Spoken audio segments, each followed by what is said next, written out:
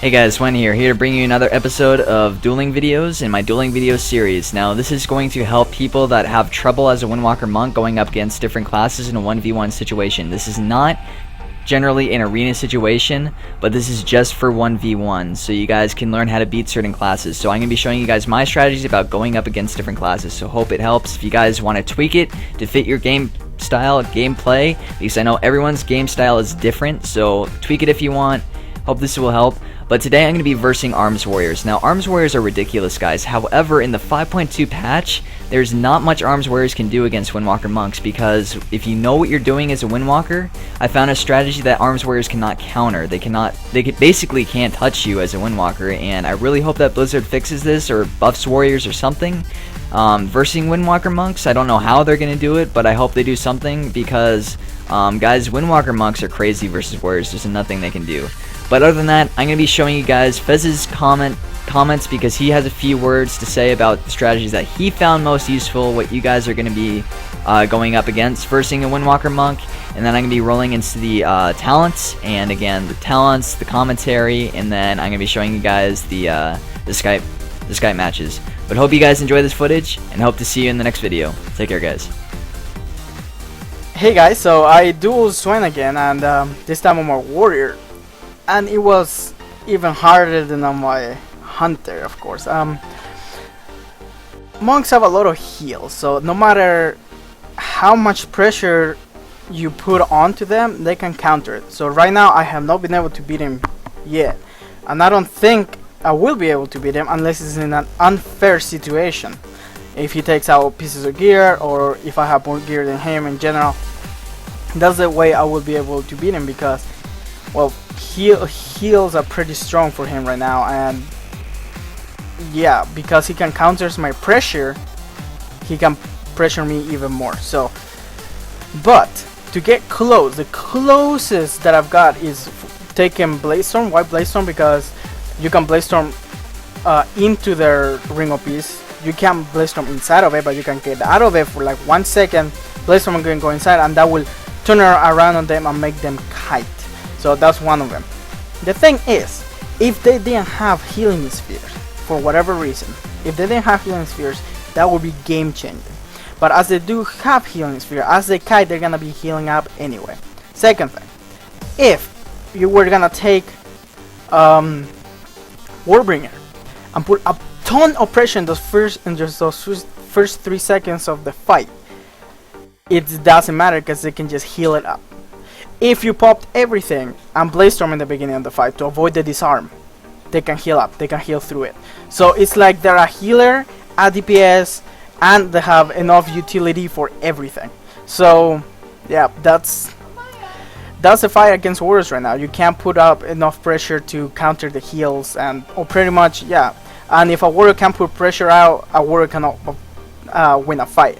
And that's how it is right now. So now, one-on-one situation, I said it is not possible. I don't know. Well, maybe Swifty will make it possible. Who knows? We'll see in the future, I guess. So yeah.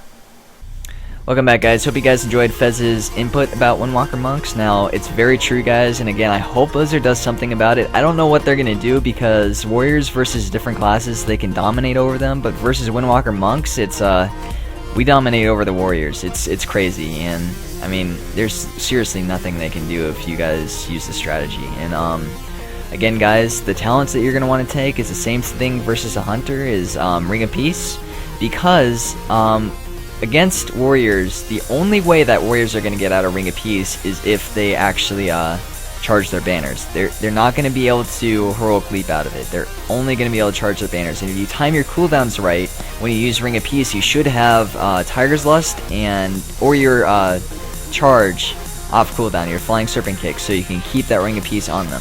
But what they're going to try to do is they're going to try to get out of Ring of Peace and then Bladestorm into Ring of Peace. And most Warriors in a 1v1 situation, if they know what they're doing, will not take Shockwave, because since the new ability for Windwalkers and Brewmasters, the Nimble Brew, if we pop that, then their stuns are going to DR really fast. We have basically 2 trinkets this patch, and if you play an Undead or a Human, it's like 3 trinkets, so keep that in mind, guys.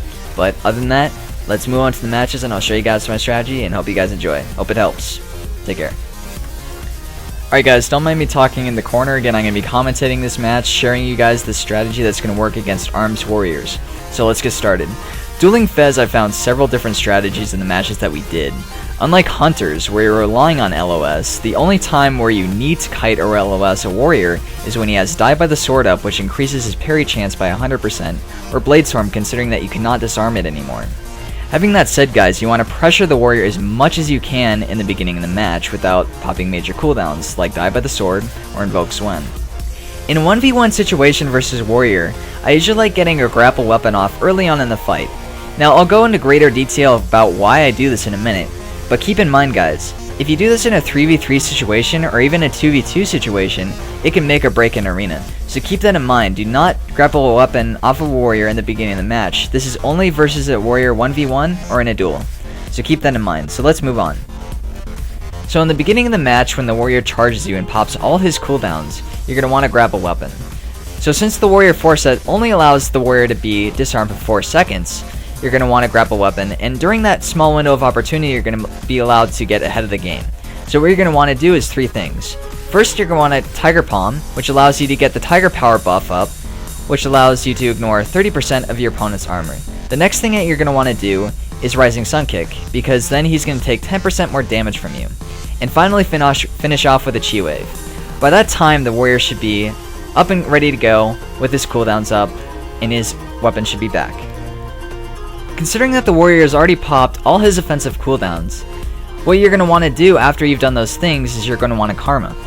So this allows you to go completely on the offensive guys.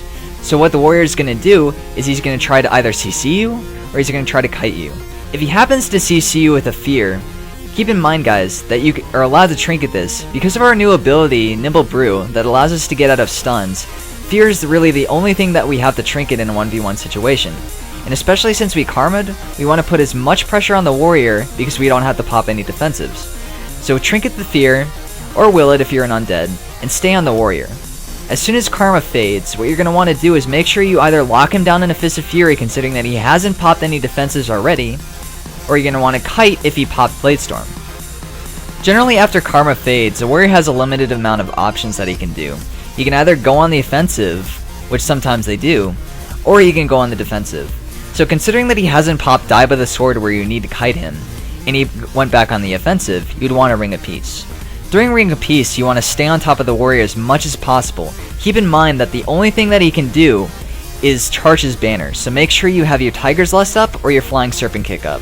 It's really hard to keep up with a warrior with a roll considering that it's not a charge and it's not directly to a player. It's at a set focused location. Considering that the warrior has not popped Die by the Sword yet, what he's going to try to do in your Ring of Peace is you're going to try to get out of it and try to get into a Bladestorm. If this happens, it's really easy what to do next. All you have to do is kite guys. That means either roll, Serpent Kick, or Tiger's Lust away. If you need to, you can just start firing at him with some Spinning Fire Blossoms to put in a little bit of damage. But just kite guys. As soon as Bladestorm is up, the warrior is probably going to pop Die by the Sword because you're putting a lot of damage into him. After Die by the Sword fades, you can go completely on the offensive again by popping Invoke Xuen and your Tiger's Eye Brew. Pretty much after that, if you get him to a Fist of Fury, it's GG. So hope this helped you guys better yourself as a Windwalker Monk versus a warrior. Again, in 5.2, there's not much that warriors can do against Windwalkers 1v1. The only way that a warrior could probably beat a Windwalker Monk is if, for example, that I was in full Dreadful and I was versing a warrior that was full T2 and upgraded weapons. That is probably the only way that a warrior could beat a Windwalker Monk this patch. I really hope Blizzard does something about this because it's kind of ridiculous. Again, I don't know what they're going to do, but hope this strategy helped you guys improve your gameplay performance. Again, you can tweak it if you want. And again, check out my other videos, subscribe to me if you want. Also subscribe to my friends ASB Sounds F-777 because they make a lot of good music. And also subscribe to my friend Fez because he needs some support. But other than that, hope you guys are excited about the arena season. Hope to see you in a few matches, and hope to see you soon. Take care, guys.